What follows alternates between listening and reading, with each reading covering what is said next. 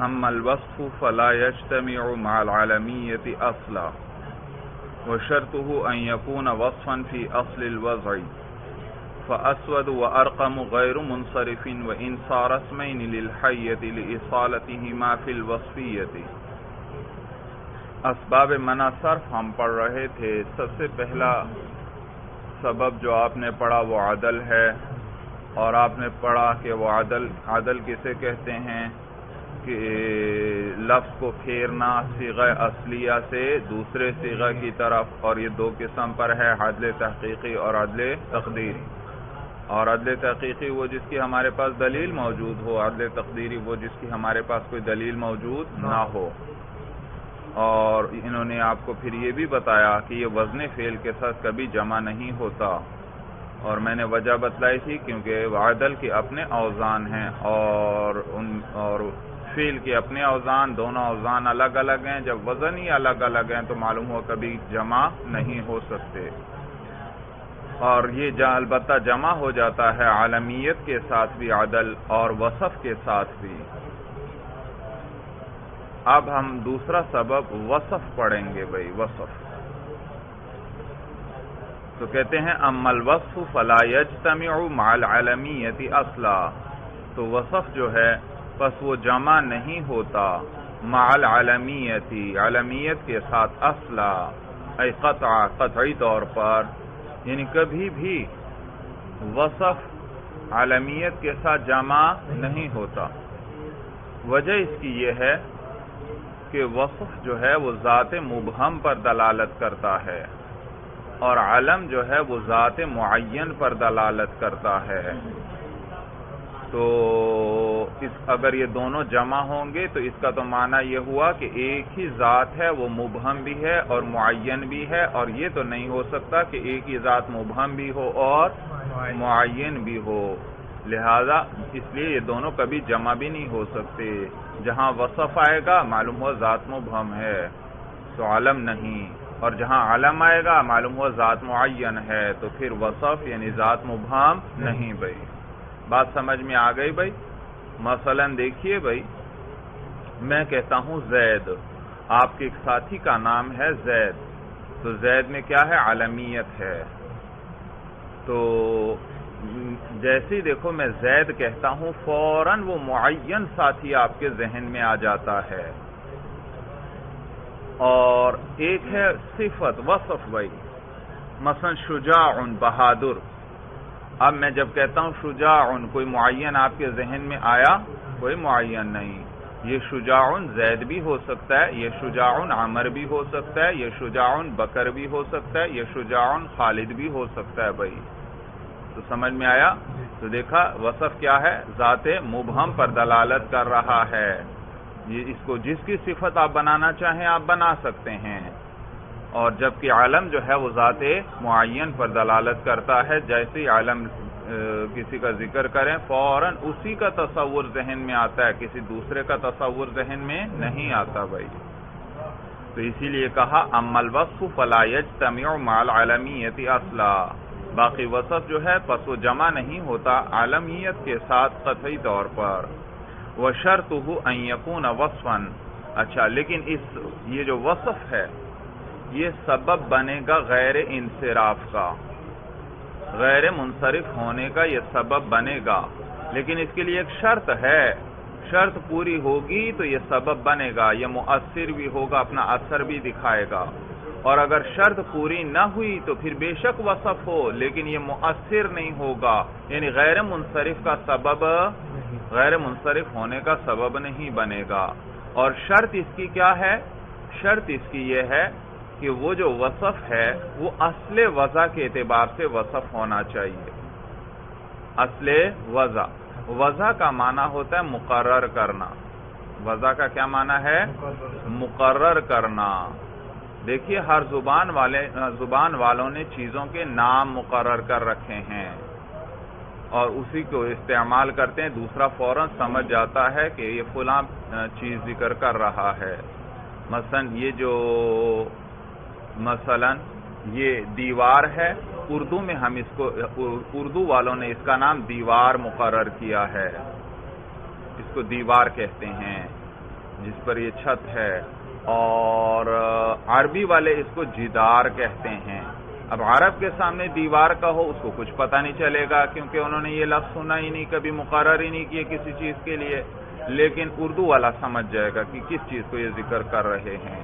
اور عرب والے کے سامنے جدار کا ہو، وہ فوراً سمجھ جائے گا، لیکن اردو والا نہیں سمجھے گا، کیونکہ اردو میں کبھی جدار لفظ استعمال ہوا ہی نہیں ہو، یہ لفظ انہوں نے کسی معنی کے لیے مقرر کیا ہی نہیں۔ بات سمجھ میں آ گئی بھائی؟ تو یہ جو مقرر کرنا ہے ایک لفظ کو کسی معنی کے لیے، یہ اس کو وضع کہتے ہیں۔ کیا کہتے ہیں؟ تو وضع کا کیا معنی ہوا؟ مقرر کرنا۔ تو وصف کے اندر وصف غیر انصراف کا سبب بنے گا، لیکن اس کے لیے شرط ہے، شرط یہ کہ وہ اصل وضع میں وصف ہونا چاہیے، یعنی جب اس لفظ کو مقرر کیا گیا تھا ایک معنی کے لیے، تو اس وقت ہی اس کو بطور وصف کے اس کو مقرر کیا گیا ہو۔ کس طور پر؟ یوں کو آسان لفظوں میں شروع سے ہی یہ لفظ بطور وصف کے بنایا گیا ہو۔ شروع سے کیا بنایا گیا ہو؟ یہ لفظ بطور وصف۔ ایک تو یہ ہے نا کہ لفظ کو بنایا لیکن وصف کے طور پر نہیں، کہ وصف کے لیے نہیں، وصف کے لیے نہیں۔ جیسے دیکھو مثال سے بات سمجھ میں آئے گی، جیسے اربعون، اربعون کا عدد وضع تھا، شروع میں عربوں نے اس کو مقرر کیا 4 کے عدد کے لیے۔ ایک کے لیے کیا مقرر کیا؟ واحد۔ 2 کے لیے کیا مقرر کیا؟ اثنان۔ 3 کے لیے کیا مقرر کیا؟ ثلاثتن۔ 4 کے لیے کیا مقرر کیا؟ اربعون۔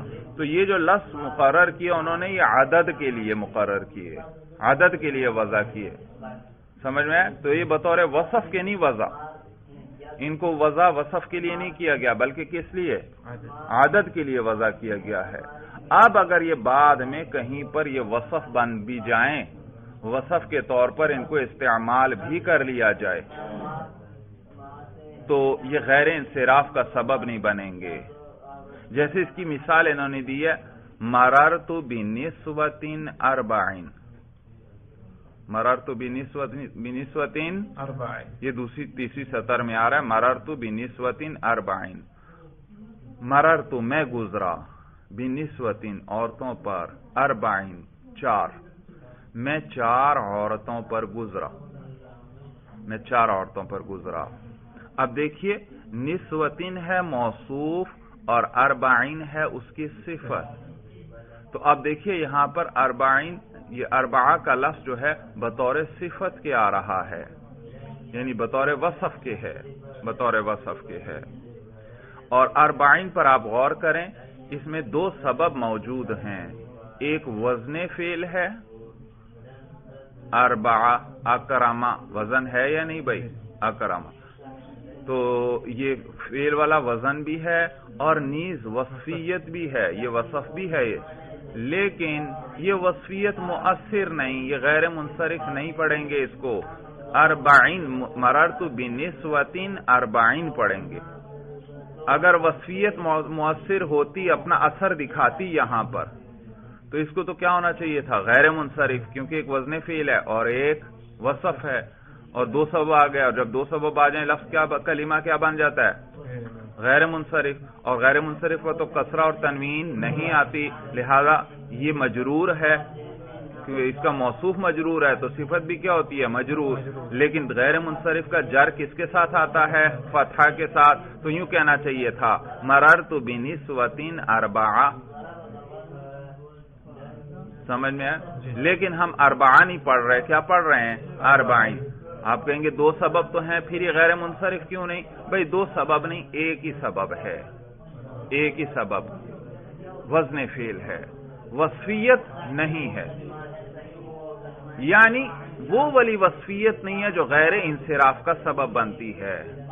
یہ یوں کو وصفیت تو ہے لیکن مؤثر نہیں، اثر دکھانے والی نہیں ہے، اس کا یہ اثر نہیں دکھا رہی اپنا۔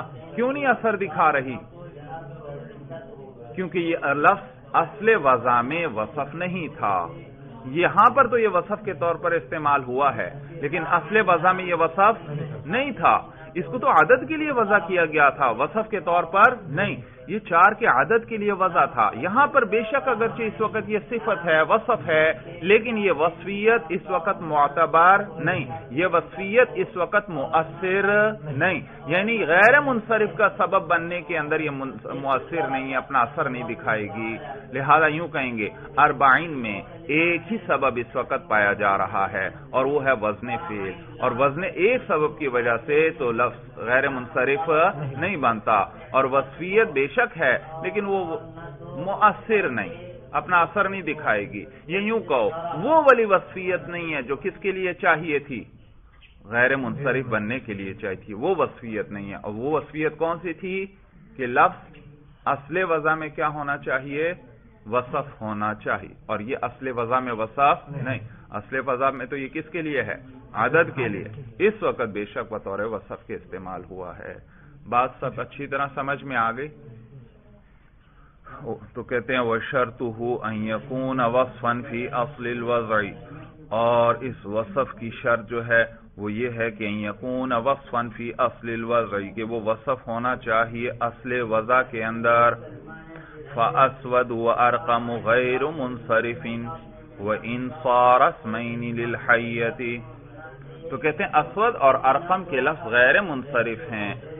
بھئی یاد رکھیے اسود کا لفظ عربوں نے وضع کیا تھا ہر کالی چیز کے لیے، کس کے لیے، ہر کالی چیز کے لیے، یوں کہیے اس کو بطور وصف کے وضع کیا تھا۔ کوئی مثلا کتاب بھی کالی ہے تو وہ کہیں گے ھذا اسود، اور اگر قلم بھی کالا ہے وہ کیا کہیں گے ھذا اسود۔ معلوم ہوا اس کو بطور وصف کے وضع کیا گیا ہے، اس لفظ کو بطور وصف کے وضع کیا گیا ہے۔ پھر بعد میں یہ ایک سانپ کا نام بن گیا، کالے رنگ کا سانپ تھا، اس کا نام ہی کیا پڑ گیا، اسود۔ اب دیکھو اگرچہ اس وقت اسم بن گیا ہے یہ سانپ کا، لیکن اصل وضع میں کیا تھا، وصف تھا، لہذا یہ وصفیت ابھی بھی مؤثر ہوگی۔ اب آپ سانپ کو کہیں، اس کالا سانپ آپ کو نظر آیا تو آپ کہیں گے ھذا اسود، ھذا اسود، سمجھ میں آیا بھائی؟ تو دیکھو ایک اس میں وزن فعل ہے، اسود اکرم وزن ہے یعنی فعل کا وزن فعل ہے، اور دوسرا وصفیت ہے، وصفیت اگرچہ اس وقت بطور وصف کے ہم اس استعمال ہی نہیں کر رہے، اس وقت اسم کے طور پر استعمال ہو رہا ہے، اس میں محض وہ سانپ کی قسم کا نام پڑ گیا ہے بھائی، سمجھ میں آیا بھائی؟ لیکن اصل وضع کے اعتبار تو وصف تھا، تو وصفیت اب بھی معتبر ہوگی۔ تو اس میں دو سبب آ گئے، ایک وزن فعل اور ایک وصفیت، لہذا یہ غیر منصرف ہوگا۔ فَأَسْوَدُ وَأَرْقَمُ، ارقم کہتے ہیں چتکبری چیز کو، چتکبری، ہاں ارقم کہتے ہیں چتکبرے سانپ کو، کوئی ایسا سانپ جس کے اوپر سیاہی اور سفیدی ملی جلی ہو، کہیں سے کالا کہیں سے سفید، کہیں سے کالا کہیں سے سفید، اس کو کیا کہتے ہیں، چتکبرا۔ تو عربوں نے یہ ارقم کا لفظ ہر چتکبری چیز کے لیے وضع کیا تھا، جو بھی اس طرح کی چیز ہوتی، کہیں سے کالی ہے کہیں سے سفید ہے، کہیں سے کالی ہے کہیں سے سفید ہے، اس کو وہ کیا کہتے تھے، ارقم کہتے تھے۔ لیکن بعد میں ایک سانپ کی قسم کا نام ہی پڑ گیا، لیکن اصل وضع میں تو یہ وصف تھا ارقم، لہذا اب بے شک سانپ کا نام پڑ گیا ہے، یہ پھر بھی غیر منصرف ہوگا۔ اور اس میں دو سبب کون سے ہوں گے، ایک وزن فعل اور ایک وصف۔ تو سوال پیدا ہوتا ہے وصف کیسے، یہ تو اس وقت اسم ہے، نام کے طور پر استعمال ہو رہا ہے سانپ کی قسم کا، تو وصفیت تو ہے ہی نہیں۔ آپ جواب میں فوراً کہیں گے کہ اس وقت بے شک نہیں ہے، لیکن اصل وضع میں یہ کیا تھا، وصف تھا، تو جو اصل وضع کے اندر تھا اس کا اعتبار ابھی بھی کریں گے۔ سمجھ میں آئی بات؟ تو لہذا دو سبب ہو گئے، وزن فعل بھی آ گیا، وصف بھی آ گیا، لہذا اس کو کیا پڑھیں گے، غیر منصرف پڑھیں گے، اور اس پر کسرہ بھی نہیں آئے گا اور تنوین بھی نہیں آئے گی۔ تو کہتے ہیں فَأَسْوَدُ وَأَرْقَمُ غَيْرُ مُنصَرِفٍ، تو اسود اور ارقم جو ہیں یہ دونوں لفظ غیر منصرف، یہ غیر منصرف ہیں۔ وَإِن صَارَ اسْمَيْنِ لِلْحَيَّةِ، حیہ سانپ کو کہتے ہیں، اگرچہ وَإِن صَارَ اگرچہ یہ ہو گئے ہیں اسمینی دو نام للحیتی سانپ کے لیے، اگرچہ یہ سانپ کے لیے نام بن گئے پھر بھی لِإِصَالَتِهِمَا فِي الْوَصْفِيَّةِ بوجہ اصل ہونے ان دونوں کے فی الوصفیت وصفیت میں، کیونکہ وصفیت کے اندر یہ دونوں کیا ہیں؟ اصل ہیں. ان کو اصل میں وضع کس لیے کیا گیا تھا؟ بطور وصف کے. وَأَرْبَعٌ فِي مَرَرْتُ بِنِسْوَةٍ أَرْبَعٍ مُنْصَرِفٌ، اور جو وَأَرْبَعٌ اور أربعون کا جو لفظ ہے فی اس جملے میں، کون سا جملہ؟ مررت بنسبۃ اربعین، اس میں یہ جو اربعون کا لفظ ہے منصرف، یہ کیا ہے؟ منصرف ہے. مع انہ صفت و وزن الفعل، باوجود اس کے کہ یہ صفت بھی ہے اور وزن فعل. اس وقت صفت ہے یا نہیں؟ اور وزن فعل بھی ہے، لیکن یہ صفت مؤثر نہیں. کیوں نہیں مؤثر؟ کیونکہ اصل وضع میں یہ صفت نہیں. اربعون کا لفظ تو کس کے لیے وضع تھا؟ عدد کے لیے. تو کہتے ہیں تو یہ لفظ منصرف ہے مع انہ صفت و وزن الفعل، باوجود اس کے کہ یہ صفت ہے اور وزن فعل ہے. لعدم الاصالۃ فی الوصفیۃ، بوجہ اصل نہ ہونے کے وصفیت میں، اس وجہ سے کہ وصفیت میں اصل نہیں ہے. یہاں تک بات سمجھ میں آ گئی بھائی؟ آگے دیکھیے. اما التانیث، اب تیسرا سبب آ گیا غیر انصراف کا بھائی، تیسرا سبب، اور وہ تانیث ہے، مؤنث ہونا بھائی. تانیث پہلا کیا تھا؟ عدل، دوسرا وصف، تیسرا تانیث آ گئی. یاد رکھیے تانیث جو ہے نا یہ دو قسم کی ہے، ایک تانیث لفظی ہے اور ایک تانیث معنوی. تانیث لفظی دیکھو نام سے پتہ چل رہا ہے، لفظی کیا معنی؟ جو لفظوں یعنی اس پر تلفظ کیا جائے، یعنی لفظوں میں کوئی ایسی علامت ہوگی جو تانیث پر دلالت کر رہی ہوگی، یعنی تانیث کی علامت اس میں پائی جائے گی جس پر ہم باقاعدہ تلفظ کر رہے ہوں گے. اور تانیث معنوی جو معنی کے اعتبار سے مؤنث ہے لیکن لفظوں میں کوئی تانیث والی علامت نہیں. تو تانیث دو قسم پر ہوئی، ایک تانیث لفظی اور ایک تانیث معنوی. اور پھر یاد رکھیے یہ تانیث لفظی جو ہے نا جس میں علامت تانیث پر باقاعدہ ہم تلفظ کرتے ہیں، تو یہ علامتیں تین ہیں. ایک تو گولتا، جس پر وقف کریں تو ہا بن جاتی ہے. قائمتن، یہ گولتا یہ کیا ہے؟ تانیث کی علامت. اور اسی پر وقف کریں تو کیا بنے گا؟ قائمہ. قائمہ سمجھ میں آیا بھائی؟ تو یہ گولتا جو وقف کی صورت میں ہا بن جاتی ہے، یہ تانیث کی علامت. اسی طرح تانیث کی علامت ایک الف مقصورہ بھی ہے. ایک الف ہے جو صرف تانیث کی علامت کے طور پر آتا ہے، اور جس لفظ کے ساتھ وہ آئے گا وہ لفظ مؤنث ہوگا، کیونکہ وہ الف کون سا ہے؟ تانیث والا ہے. جیسے یہ گولتا جس لفظ کے ساتھ آئی معلوم ہوا وہ کیا ہے؟ مؤنث ہے بھائی. تو ایک الف مقصورہ ہے، اور اسی طرح ایک الف ممدودہ ہے. اور میں نے آپ کو بتلایا تھا فرق دونوں میں، الف مقصورہ کسے کہتے ہیں اور الف ممدودہ کسے کہتے ہیں. میں نے بتایا تھا یہ عام الف جو ہے اس کو کیا کہتے ہیں؟ الف مقصورہ. اور الف ممدودہ جس میں الف کو خوب لمبا کیا جاتا ہے وہ الف ہے جس کے بعد حمزہ آگے آتا ہے، تو وہ کیا ہے؟ الف ممدودہ. تو تانیث لفظی کی تین علامتیں ہیں، ایک تا اور ایک الف مقصورہ اور ایک الف ممدودہ. اور تانیث معنوی، تانیث معنوی وہ ہے جو جس میں تانیث والی کوئی علامت نہیں لیکن وہ نام ہے مؤنث کا، جیسے زینب. اب زینب کے اندر آخر میں کوئی گولتا ہے؟ نہیں. الف مقصورہ ہے؟ نہیں، وہ بھی اس کے آخر میں نہیں ہے.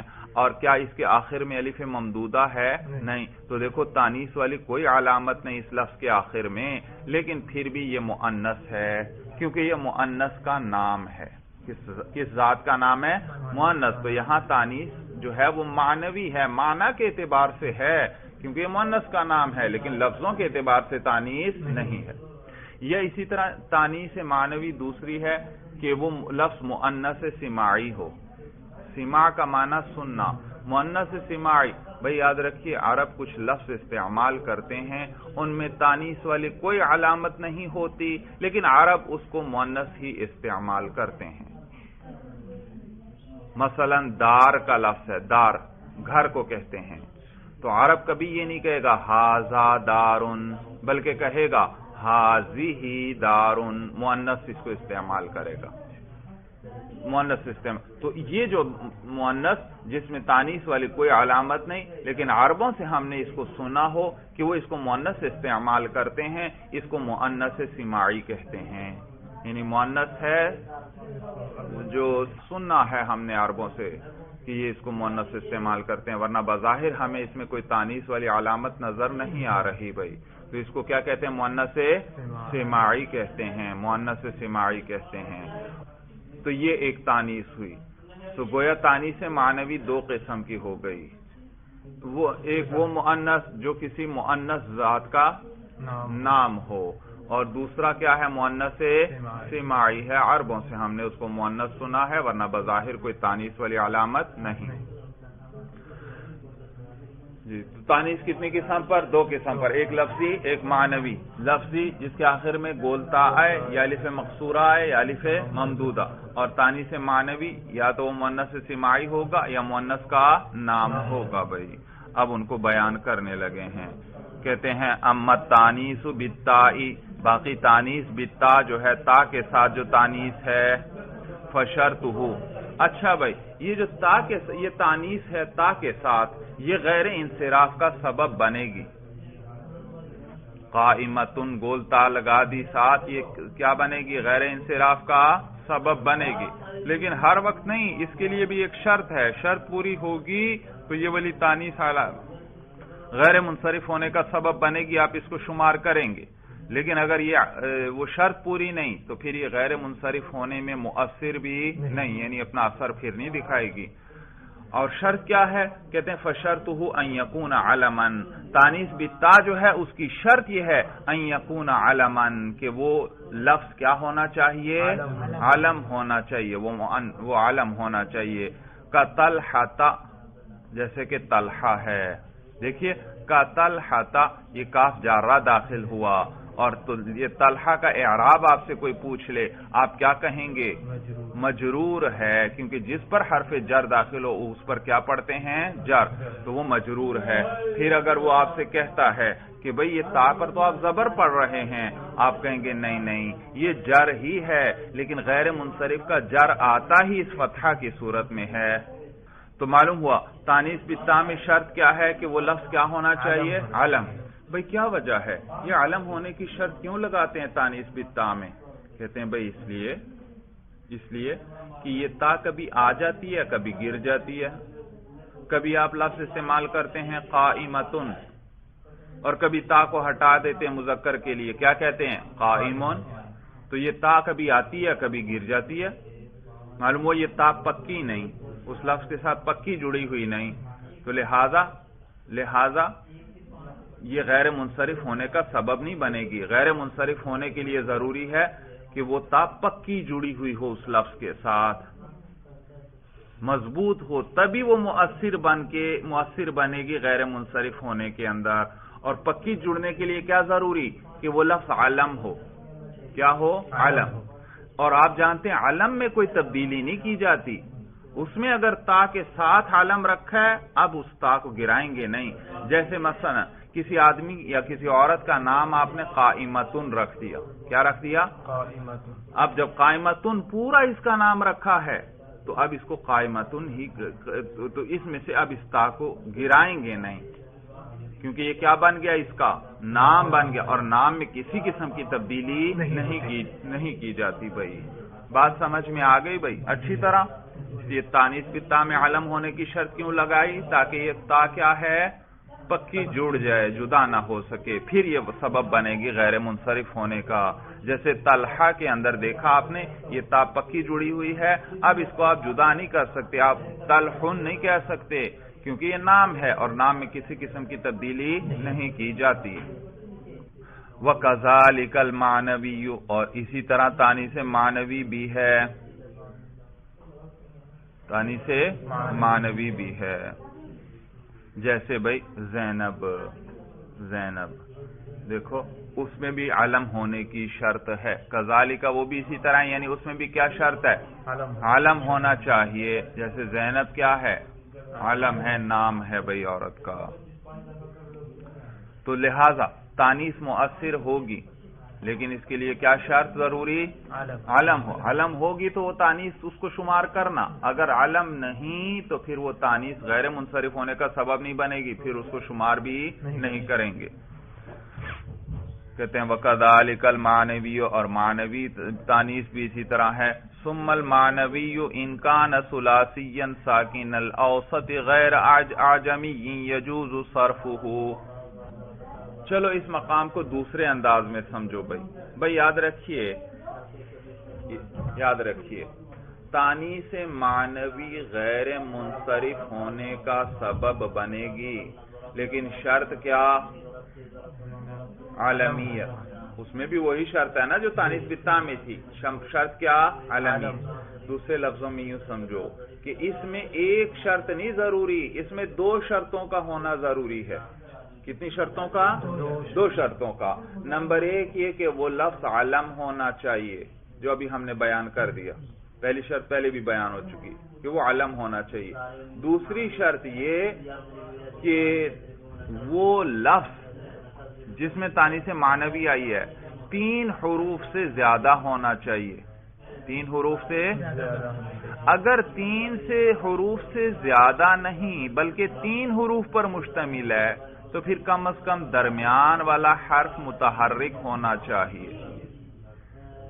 درمیان والا حرف، اور اگر درمیان والا حرف متحرک بھی نہیں تو پھر اس صورت کے اندر یہ لفظ عجمی کم از کم ہونا چاہیے. کیا ہونا چاہیے؟ یہ ساری دوسری شرط کی تفصیل چل رہی ہے. پہلی شرط تانیث معنوی کی غیر منصرف ہونے کا سبب بنے گی. پہلی شرط کیا؟ وہ کیا ہو؟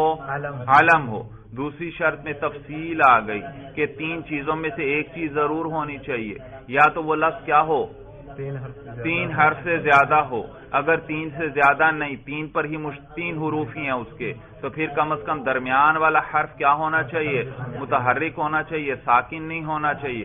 اور اگر درمیان والا ساکن ہے، یہ چیز بھی پوری نہیں، تو پھر کم از کم یہ لفظ عجمی ہونا چاہیے، یعنی عربی لفظ نہیں ہونا چاہیے، کسی دوسری زبان کا لفظ ہونا چاہیے. تو یہ جب پوری ہو جائیں گی تو پھر یہ تانیث معنوی غیر انصراف کا سبب بنے گی. اگر ان میں سے کوئی ایک شرط بھی رہ گئی، دوسری پہلی پوری نہ ہوئی یعنی علمی نہ ہوا، یہ دوسری شرط پوری نہ ہوئی کہ 3 ہی حروف ہیں اور درمیان والا ساکن بھی ہے، درمیان والا ساکن بھی ہے، عربی لفظ ہے اور 3 حروف ہیں اور درمیان والا ساکن بھی ہے، تو پھر اس میں یاد رکھو اس کو منصرف بھی پڑھ سکتے ہیں، غیر منصرف بھی پڑھ سکتے ہیں. بات سمجھ میں آئی کہ مشکل ہو گئی؟ پھر سمجھو غیر منصرف تانیث معنوی غیر انصراف کا سبب بنے گی، لیکن اس میں کتنی شرطیں ضروری؟ 2 شرطیں. دوسری شرط میں 3 چیزیں آ گئی تھی نا، 2 شرطیں ضروری. پہلی شرط کیا؟ عالمیت ہو. پہلی شرط کیا؟ عالمیت ہو. اور دوسری شرط یہ کہ وہ لفظ جو ہے وہ 3 حروف سے زیادہ پر مشتمل ہو. یہ دوسری شرط ہی چل رہی ہے. اگر 3 سے زیادہ پر نہیں مشتمل تو پھر اگر 3 پر ہی مشتمل ہے پھر کیا ہو؟ تو پھر کم از کم درمیان والا حرف کیا ہونا چاہیے؟ تو تانیث معنوی غیر انصراف کا سبب بنے گی، اور اس کے لیے 2 شرطیں ہیں. پہلی شرط کیا کہ وہ لفظ کیا ہونا چاہیے؟ علم ہونا چاہیے. دوسری شرط اس میں تفصیل تھی کہ 3 چیزوں میں سے ایک ضرور ہونی چاہیے، یا تو وہ لفظ کیا ہونا چاہیے؟ 3 حرف سے زیادہ یعنی 4 یا 5 حرفوں پر مشتمل ہونا چاہیے. اگر ایسا نہیں تو پھر کم از کم کیا ہو؟ درمیان والا حرف متحرک ہو.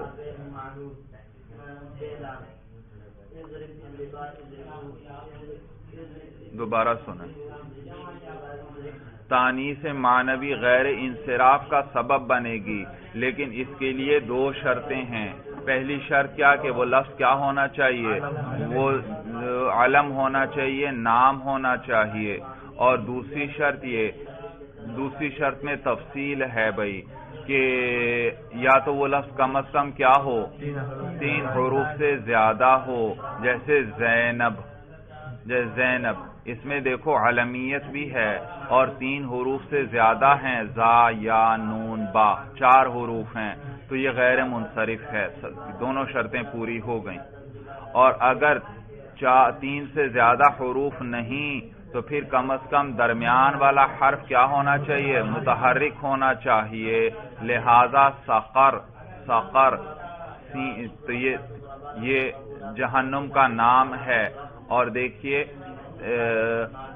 پہلی شرط بھی پوری، علم ہے، جہنم کا نام، عالمیت بھی ہے، اور دوسری شرط کی تفصیل تھی کہ 3 حروف سے زائد ہو، یہ تو 3 حروف سے زائد نہیں، پھر کم از کم دوسری بات کیا پوری ہو کہ درمیان والا متحرک، اور یہاں یہ بات پوری ہو رہی ہے، درمیان والا کیا ہے، متحرک ہے، اس لیے تو یہ علمیت بھی آ گئی، اور یہ تانیث معنوی جو مؤثر ہے یہ بھی آ گئی، تو یہ بھی کیا ہے، غیر منصرف ہو جائے گا۔ تو یہ تانیث مؤثر ہوئی، غیر انصراف کا سبب بنے گی، کیونکہ شرط پوری ہو رہی ہے، دونوں شرطیں پوری ہو رہی ہیں، علمیت بھی ہے اور درمیان والا حرف متحرک بھی ہے 3 حروف کے ہونے کے بعد۔ اور اگر درمیان والا حرف متحرک نہیں تو پھر کم از کم کیا ہونا چاہیے، عجمی لفظ ہونا چاہیے، کسی دوسری زبان کا ہو، عرب کا نہ ہو، جیسے ماہ، بھائی ماہ، یا ماہ وجورا، یہ مثال آگے وہ ذکر کریں گے، جیسے ماہ وجور۔ دیکھیے بھائی یہ ماہ یہ بھی ایک شہر یا قلعے کا نام ہے، جور یہ بھی ایک شہر یا قلعے کا نام ہے۔ اب شہر کا نام ہے تو مؤنث ہوا، تو یہ نام، یہ علم ہے، یہ دونوں کیا ہیں، علم۔ مل گیا آپ کو ماہ وجور، دیکھو یہ دونوں علم ہیں، اور یہ شہروں کے نام مؤنث ہوتے ہیں، شہروں کے نام کیا ہوتے ہیں، مؤنث۔ تو اب ایک سبب تو علمیت آ گئی، دوسرا سبب تانیث معنوی آ رہی ہے، کیونکہ تانیث لفظی تو ہے نہیں، تانیث معنوی ہے، کیونکہ شہروں کے نام کیا ہوتے ہیں، مؤنث ہوتے ہیں، تو یہ تانیث آ گئی، تانیث معنوی آئی، لیکن تانیث معنوی تو مؤثر ہوگی کب کہ اس کے اندر کتنی شرطیں ہوں، دو شرطیں پوری ہوں، تو وہ پہلی شرط پوری ہو گئی، کیا، یہ علم ہے۔ دوسری شرط تھی کہ کم از کم 3 سے کہ وہ لفظ 3 سے زیادہ حروف پر مشتمل ہو، یہ 3 سے زیادہ پر مشتمل نہیں۔ اچھا اگر 3 سے زیادہ پر نہیں مشتمل تو پھر کم از کم درمیان والا حرف متحرک ہونا چاہیے، وہ بھی ہم نے دیکھا، وہ بھی نہیں پورا بھائی، درمیان والا تو ایک میں الف ہے ایک میں واو ہے، دونوں ساکن ہیں۔ پھر ہم نے کہا کہ کم از کم وہ لفظ کیا ہونا چاہیے، عجمی ہونا چاہیے، اور یہ لفظ بھی کیا ہیں، عجمی ہیں، یہ عربوں کے نام نہیں ہیں، یہ کسی عجمی علاقے کے 2 شہر تھے یا 2 قلعے تھے، ان کے نام ہیں۔ تو یہ تیسری شرط، یہ صورت پوری ہو گئی، تو علمیت بھی آ گئی اور دوسری شرط بھی پوری ہو گئی، دوسری شرط بھی پوری ہو گئی، تو لہٰذا اب یہ لفظ غیر منصرف ہیں، ایک علمیت ایک تانیث، اور تانیث کون سی تفصیل بیان ہو گئی، تانیث معنوی ہے، اور لفظ کیا ہے، عجمی ہے۔ اور اگر ان میں سے یہ جو دوسری شرط میں تفصیل آئی نا کہ 3 سے زیادہ حروف ہوں یا 3 ہو تو درمیان والا متحرک ہو، یا کم از کم لفظ کیا ہو، اگر درمیان والا متحرک نہیں تو لفظ عجمی ہونا چاہیے، اگر ان میں سے کوئی چیز پوری نہ ہو، کوئی چیز پوری نہ ہو، تو پھر اس لفظ کو منصرف پڑھنا بھی جائز، غیر منصرف پڑھنا بھی جائز۔ شرط دوسری پوری ہو جائے گی پھر تو غیر منصرف پڑھنا واجب ہوگا، جیسے یہ لفظ آئے تھے سقر، ماہ، جور، زینب، ان کو غیر منصرف ہی پڑھیں گے، منصرف نہیں پڑھیں گے، لیکن اگر ان میں سے کوئی دوسری شرط پوری نہیں ہوتی تو پھر اس صورت میں منصرف پڑھنا بھی جائز، غیر منصرف پڑھنا بھی جائز ہے بھائی۔ اچھی طرح صورت سمجھ میں آ گئی؟ جیسے دیکھیے بھائی ہندن، ہند نام ہے عورت کا، عرب میں عام قدیم نام ہے، عام استعمال ہوتا تھا ہند، ہاں نون دال۔ اور اس میں دیکھیں آپ جب عورت کا نام ہے تو پہلے تو یہ بتائیں یہ تانیث معنوی ہے یا تانیث لفظی ہے؟ ہند عورت کا نام ہے، یہ تانیث معنوی ہے۔ اور تانیث معنوی کے لیے کتنی شرطیں تھی؟ پہلی کیا تھی؟ علم، یہ علم ہے کہ نہیں؟ یہ عورت کا نام ہے، علم بھی ہے۔ دوسری شرط کیا تھی کہ کم از کم 3 حرف سے زائد ہو، یہ شرط اس میں پوری نہیں۔ ہم نے کہا تھا اگر 3 سے زائد نہیں تو پھر کم از کم 3 سے زائد نہیں اور 3 حروف پر مشتمل ہے تو کم از کم درمیان والا حرف کیا ہو؟ مظہر، وہ بھی یہاں پر نہیں ہے، نون ساکن ہے۔ پھر ہم نے کہا تھا اگر یہ بھی شرط پوری نہیں ہے تو پھر کم از کم کیا لفظ ہونا چاہیے؟ عجمی، یہ عجمی بھی نہیں ہے، یہ تو عربوں کا نام ہے، عرب استعمال کرتے ہیں۔ تو کوئی بھی دوسری شرط پوری نہیں، جب دوسری شرط کا کوئی حصہ پورا نہیں ہوا تو پھر اس لفظ کو منصرف پڑھنا بھی جائز اور غیر منصرف پڑھنا بھی۔ اگر دوسری شرط میں سے کوئی حصہ پورا ہو جاتا، کوئی جز پورا ہو جاتا تو پھر اس صورت میں اس کو غیر منصرف پڑھنا واجب ہوتا، لیکن دوسری شرط پوری نہیں تو اب اس کو غیر منصرف پڑھنا واجب نہیں، یعنی لازم نہیں۔ آپ اس کو غیر منصرف بھی پڑھیں تو بھی ٹھیک، آپ اس کو منصرف پڑھیں تو بھی ٹھیک۔ سمجھ میں آئی بات؟ بھائی دیکھیے یہ جو لفظ ہے نا، یہ جو غیر منصرف پڑھتے ہیں، غیر منصرف پر کسرہ بھی نہیں آتا اور تنوین بھی نہیں آتی، کسرہ بھی نہیں اور تنوین بھی نہیں آتی۔ یہ اس وجہ سے کہ کسرہ بھی ثقیل ہے اور تنوین بھی ثقیل ہے، یعنی اس کی ادائیگی زبان سے مشکل ہے۔ کسرہ کی بھائی رفع، نصب، یوں کہیں ضمہ، فتحہ، کسرہ، 3 حرکتیں ہیں، 3 حرکتیں۔ ان میں فتحہ وہ خفیف ہے، ہلکی حرکت ہے، جبکہ باقی ضمہ اور فتحہ کسرہ کیا ہیں؟ ثقیل۔ اچھا تو یاد رکھیے جو کسی لفظ کو غیر منصرف پڑھا جاتا ہے اس وجہ سے غیر منصرف پڑھا جاتا ہے اور اس پر کسرہ اور تنوین نہیں آتے، اس لیے کیونکہ کسرہ اور تنوین ثقیل ہیں۔ اور لفظ جب غیر منصرف ہے اس میں 2 سبب آ گئے ہیں غیر انصراف والے۔ کتنے سبب آئے ہیں غیر منصرف میں؟ غیر منصرف ہوگا وہ جس میں کتنے سبب آئیں گے؟ 2۔ جب اس میں، اور یہ جتنے غیر انصراف کے سبب ہیں ان کی وجہ سے لفظ میں ثقل پیدا ہوتا ہے، اس کی ادائیگی زبان پر مشکل ہو جاتی ہے۔ جب لفظ کے اندر 2 سبب آ گئے تو معلوم ہوا لفظ میں کافی ثقل آ چکا ہے، ایک سبب نہیں آیا بلکہ کتنے آ گئے؟ 2۔ غیر منصرف کس کو کہیں گے؟ جس میں کتنے سبب آئیں؟ 2۔ تو جب 2 سبب آ گئے اور ہر سبب ہے ثقیل، اس کی وجہ سے لفظ میں ثقل آ جاتا ہے، دشواری آ جاتی ہے زبان پر ادائیگی کے اندر۔ تو لفظ میں جب ایک سبب آیا اس میں کچھ دشواری آ گئی، ثقل آ گیا، پھر دوسرا سبب بھی اس میں موجود ہے تو اور ثقل آیا ہے، اس کے اندر اور زیادہ ثقل موجود ہے، تو لفظ پہلے ہی بہت ثقیل ہو چکا ہے، اب اس پر کسرہ اور تنوین نہیں لائیں گے ورنہ بہت ثقیل ہو جائے گا وہ لفظ بھائی، کیونکہ کسرہ بھی ثقیل اور تنوین بھی کیا ہے؟ ثقیل، کیونکہ تنوین نون ساکن کا نام ہے اور معلوم ہوا جب نون ساکن آ جائے گا حروف بڑھ جائیں گے۔ اور آپ بتائیے تھوڑے حروف والے لفظ کو ادا کرنا آسان ہوتا ہے یا زیادہ حروف والے لفظ کو؟ تھوڑے حروف والے، تنوین آئے گی پھر تو ایک اور نون ساکن بڑھ جائے گا، اور اسی طرح کسرہ بھی ثقیل ہے، تو یہ جو غیر منصرف پر کسرہ اور تنوین کس لیے نہیں آتا؟ کیونکہ اس لفظ میں پہلے ہی ثقل آ چکا ہے، اب مزید ثقل اس میں نہیں لائیں گے کہ تاکہ بہت زیادہ ثقل نہ آ جائے۔ سمجھ میں آیا بھائی؟ یعنی زبان پر اس کی ادائیگی زیادہ ہی دشوار نہ ہو جائے بھائی۔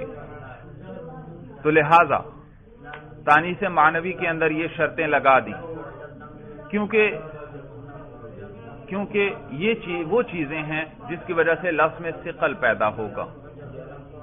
اسباب منع صرف جو ہیں ان کی وجہ سے لفظ میں کیا آتا ہے؟ ثقل. اور اگر ایک لفظ ہے اس میں صرف تانیث معنوی ہے، علمیت ہے اور تانیث، یہ یوں کہیں ایک لفظ میں تانیث معنوی ہے، تو معنی کے اعتبار سے تانیث اس میں پائی جا رہی ہے. تانیث کی کوئی علامت آئی ہے؟ تانیث کی جب علامت نہیں آئی تو معلوم ہے اس میں ثقل نہیں ہے. بے شک مؤنث کا نام ہے لیکن اس میں ثقل نہیں، تو ہم نے شرط لگا دی کہ کم از کم 4 حروف پر مشتمل ہو، 3 پر نہ ہو. 3 والے کی ادائیگی آسان ہوتی ہے، 4 والے پر 4 یا 5 پر مشتمل ہوگا تو کیا ہوگا؟ اس کی ادائیگی مشکل. یہ ہم نے ثقل کے لیے شرط لگائی، کیونکہ اسباب منع صرف سے کیا آتا ہے؟ لفظ کے اندر ثقل آتا ہے. تو ہم نے کہا یہ کم از کم جب تانیث معنوی ہے، بھائی تانیث معنوی تو صرف معنی کے اعتبار سے تانیث ہے، لفظوں میں تو کوئی تانیث والی علامت نہیں. جب معنی لفظوں کے اندر تانیث والی کوئی علامت نہیں تو لفظ کے اندر ابھی ثقل نہیں آیا. حالانکہ اسباب منع صرف تو لفظ میں کیا پیدا کرتے ہیں؟ ثقل. لیکن یہاں تو صرف معنوی تانیث ہے، یہاں تو ابھی بھی کوئی ثقل نہیں آیا. لہذا ہم نے ان 3 میں سے کہا ایک شرط پوری ہونی چاہیے. جب وہ ایک پوری ہو جائے گی اب ثقل آ جائے گا اور یہ مؤثر ہوگی. اور پھر 2 ثقل جب جمع ہو گئے تو لفظ کو کیا بنا دیں گے؟ غیر منصرف بنا دیں گے. بھائی تو ہم پہلی شرط کیا لگائی؟ علم ہونے کی. پہلی شرط علم ہونے کی، اور دوسری شرط میں تفصیل تھی. اس میں پہلی شرط کیا تھی؟ 3 حروف سے زائد. یہ 3 سے زائد کی شرط کیوں لگائی؟ تاکہ لفظ میں، کیونکہ صرف تانیث معنوی ہے تو 3 سے زائد حروف ہوں گے تو اب ثقل آ جائے گا. پہلے تو کوئی علامت آئی ہی نہیں کہ ثقل آتا، لہذا 3 سے زائد حروف ہوں گے تو لفظ میں کیا آ جائے گا؟ ثقل. اچھا 3 سے اگر زائد نہیں، 3 ہی حروف پر مشتمل ہے وہ کلمہ، تو پھر درمیان والا لفظ متحرک کم از کم ہونا چاہیے، اس سے بھی ثقل آ جائے گا. آپ مجھے بتائیں سکون کی ادائیگی آسان ہوتی ہے یا حرکت کی ادائیگی آسان ہوتی ہے؟ جی ضرب، یہ آسان، ضرب پڑھنا آسان یا ضرب پڑھنا آسان؟ ضرب پڑھنا آسان. جہاں سکون ہو، سکون کی ادائیگی کیا ہوتی ہے؟ آسان ہوتی ہے، زبان سے آسانی سے ادا ہو جاتا ہے. تو ہم نے شرط لگا دی کم اگر 3 حروف ہیں ابھی بھی ثقل نہیں ہے، لہذا کم از کم درمیان والا حرف متحرک ہو تاکہ کیا آ جائے؟ لفظ کے اندر ثقل آ جائے.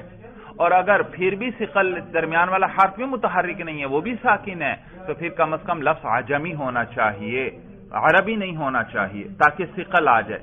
آپ مجھے بتائیے آپ کے لیے اپنی زبان کا لفظ ادا کرنا آسان ہوتا ہے یا کسی دوسری زبان کا؟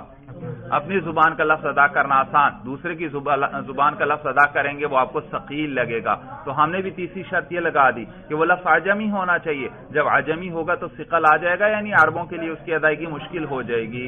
تو یہ جو 3 شرطیں لگائیں یہ کس لیے لگائیں؟ تاکہ لفظ میں کیا آ جائے؟ ثقل آ جائے.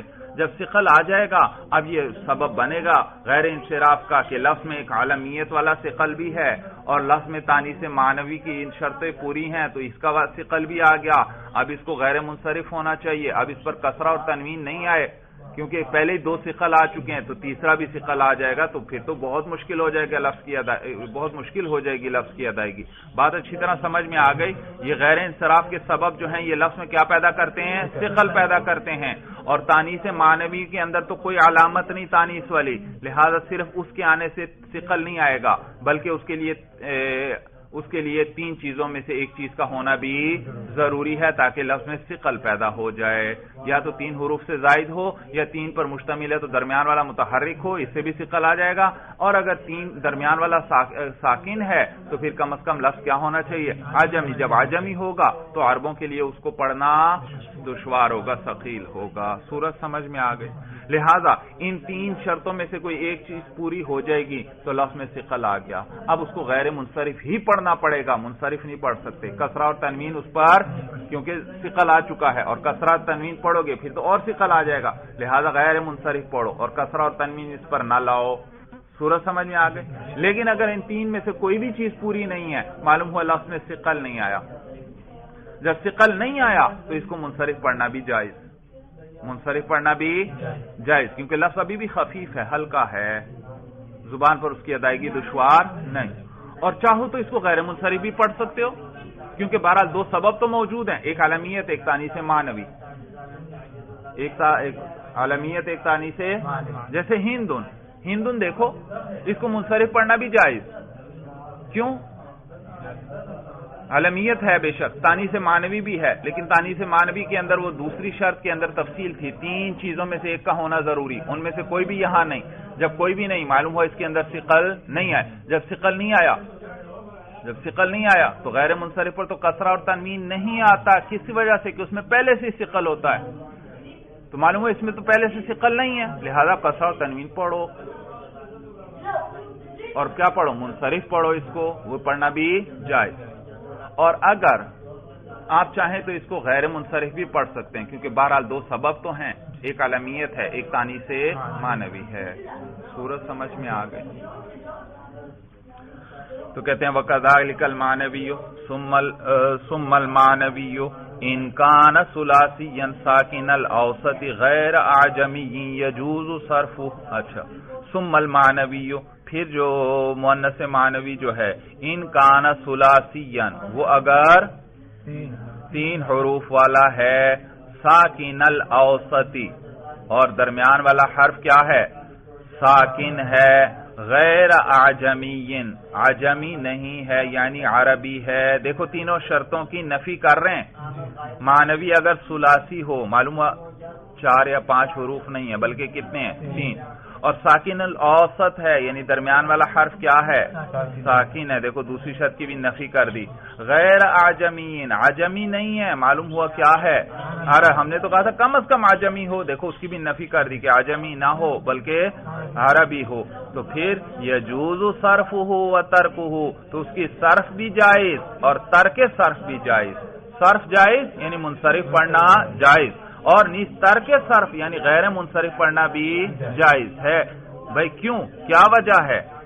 دونوں کی دلیل آگے ذکر کر رہے ہیں، 2 چیزیں ذکر کر دیں، صرف بھی جائز اور ترک صرف بھی، یعنی منصرف پڑھنا بھی جائز، غیر منصرف پڑھنا بھی۔ تو پہلے کیا چیز ذکر کی؟ منصرف پڑھنا جائز، کیوں؟ لأجل الخفۃ، خفیف ہونے کی وجہ سے منصرف پڑھنا جائز۔ منصرف پر کیا آتا ہے؟ کسرہ اور تنوین، اور کسرہ اور تنوین اس پر ابھی ہم پڑھ سکتے ہیں، منصرف پڑھ سکتے ہیں۔ کیوں پڑھ سکتے ہیں؟ کیونکہ ثقل آیا ہی نہیں ہے، نہ یہ 3 سے زائد ہے، نہ درمیان والا متحرک ہے، نہ یہ عجمی ہے، ثقل تو آیا ہی نہیں ہے، لہذا کیا پڑھنا جائز؟ منصرف پڑھنا بھی جائز۔ کیوں پڑھنا جائز ہے؟ لأجل الخفۃ، اس کے خفیف ہونے کی وجہ سے، کیونکہ ثقل نہیں آیا، 3 سے زیادہ بھی نہیں ہے، زیادہ ہوتا تو ثقل آ جاتا، درمیان والا متحرک بھی نہیں ہے، متحرک ہوتا تو ثقل آ جاتا، اور عجمی بھی نہیں ہے بلکہ غیر عجمی یعنی عربی ہے، تو ابھی بھی ثقل نہیں۔ جب ثقل کسی طرح بھی نہیں آیا تو پھر اس پہ کسرہ بھی پڑھو اور تنوین بھی پڑھو، کیونکہ کسرہ اور تنوین تب نہیں آتے نا جب پہلے سے ثقل ہو، یہاں تو پہلے سے کوئی ثقل موجود نہیں ہے۔ یہ معنی ہے لأجل الخفۃ، خفیف ہونے کی بنا پر۔ یہ کس کی دلیل ہے؟ یجوز صرفہ کی دلیل، اس کی صرف جائز، اس کو منصرف پڑھنا جائز، کیوں؟ لأجل الخفۃ، اس کے خفیف۔ اور دوسری بات کیا ذکر کی تھی کہ ترک صرف بھی جائز ہے اس کی، اس کی کیا دلیل؟ آگے ذکر کر رہے ہیں ووجود السببین، 2 سببوں کے پائے جانے کی وجہ سے۔ اس کو غیر منصرف بھی آپ پڑھ سکتے ہیں، آپ کے لیے جائز ہے۔ بھائی وہ کیوں پڑھ سکتے ہیں؟ کہتے ہیں پھر بھی چاہے ثقل نہیں آیا لیکن 2 سبب تو ہیں، ایک علمیت ہے، ایک تانیث معنوی ہے۔ کہندین، جیسے ہند، کاف جارہ ہے اور ہند نام ہے، تو دیکھو چاہے آپ اس کو پڑھ دیں ہندین، یہ کیا پڑھا میں نے؟ منصرف یا غیر منصرف؟ میں نے منصرف پڑھا۔ کیوں پڑھا منصرف؟ کیونکہ یہ خفیف لفظ ہے، اس پہ کسرہ اور تنوین لانے میں کوئی حرج نہیں۔ اور چاہے تو آپ یوں پڑھ دیں کہندہ، غیر منصرف پڑھ دیں۔ کیوں پڑھا غیر منصرف؟ کم از کم 2 سبب تو ہیں، ایک علمیت ہے اور ایک تانیث معنوی ہے، بھائی تو دونوں پڑھنا جائز۔ لیکن اگر ان میں سے کوئی چیز پوری ہو جائے گی پھر غیر منصرف پڑھنا ہی واجب ہے، پھر آپ اس کو منصرف نہیں پڑھ سکتے۔ وَإِلَّا، اور اگر ایسا نہ ہو، یاد رکھیے یہ اللہ سے پہلے اگر واو آ جائے نا الا سے پہلے واو، تو یہ دراصل ہے ان لا، یہ الا وہ استثناء والا نہیں ہے، یہ کیا ہے ان لا، اور اگر ایسا نہ ہو، ان شرطیہ ہے اور آگے لا ہے، ای وَإِن لَمْ يَكُنْ كَذَلِكَ، اگر ایسا نہ ہو تو یاد رکھو جب بھی الا سے پہلے کیا آ جائے واو، تو یہ الا استثناء والا نہیں ہے بلکہ دراصل یہ کیا ہے ان لا، یعنی پورا ایک کلام جو جملہ یہاں محذوف ہے، ای ان لم یکن کذالک، اور اگر ایسا نہ ہو، کیا معنی ایسا نہ ہو، وہ ساروں کی نفی کر رہے ہیں، ثلاثی بھی نہ ہو، یا تو ثلاثی ہی نہ ہو رباعی ہو، یا ساکن الاوسط نہ ہو یعنی درمیان والا متحرک ہو، یا غیر عجمی نہ ہو یعنی عجمی ہو، تو پھر یجب منعہ، تو پھر اس کی منع صرف واجب ہے، اس کو غیر منصرف پڑھنا واجب ہے۔ کا زینب، جیسے کہ زینب، اس میں بتائیے کون سی صورت پوری ہو رہی ہے؟ ہاں زینب 3 حروف سے زائد ہیں، علمیت بھی ہے اور پھر تانیث معنوی ہے، مؤنث کا نام ہے، تو ہم نے کہا تھا اس میں کم از کم 3 حروف سے زائد ہونا، اور یہ 3 حروف سے زائد معلوم ہوا اس میں ثقل آ گیا ہے، جب ثقل آ گیا ہے اب اس پر کسرہ اور تنوین جائز نہیں، اس پر ہر حال میں اس کو کیا پڑھو غیر منصرف ہی پڑھو، منصرف پڑھنا جائز نہیں، جیسے کا زینبہ، دیکھا کاف جارہ ہے اور زینبہ پر فتحہ پڑھ رہے ہیں کیونکہ یہ کیا ہے غیر منصرف، اس کا یہ مجرور ہے، اس وقت اس کا جر آتا ہی فتحہ کی صورت میں ہے۔ وَسَقَرَ، یہ بھی اسی طرح ہے، اس میں دیکھو کون سی شرط پہلے، یہ 3 سے زائد تو نہیں، 3 بار ہے، پھر کیا کہا تھا ہم نے کم از کم درمیان والا متحرک، جب متحرک ہوا ثقل آ گیا یا نہیں آ گیا؟ جب ثقل آ گیا آپ کسرہ اور تنوین نہیں لانے، کسرہ اور تنوین نہیں لانے، لہذا غیر منصرف پڑھو، کسرہ اور تنوین لاؤ گے پھر تو آپ منصرف پڑھ رہے ہیں، منصرف نہیں پڑھیں گے بلکہ کیا پڑھیں گے غیر منصرف۔ وَمَاهَ وَجُورَ،